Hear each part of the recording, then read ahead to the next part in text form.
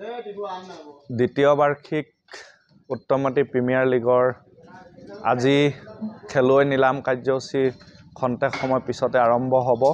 আমাৰ এবাৰ দ্বিতীয় বাৰ্ষিক উত্তমতী প্ৰিমিয়াৰ লীগৰ 8জন মালিকে তেখেতলোকৰ দল ক্ৰয় কৰিছে আৰু আমি আশা কৰিছোঁ এই খেলখনি যাতে সুন্দৰভাৱে সদায় পৰিচালিত হৈ যায় অনাগত দিনতো।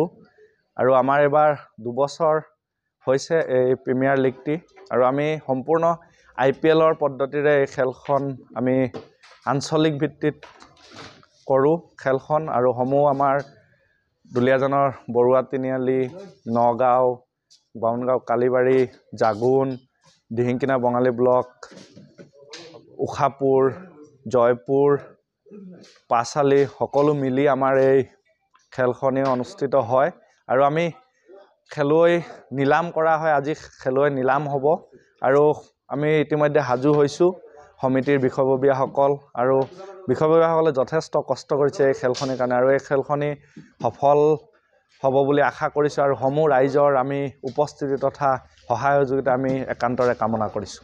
ধন্যবাদ।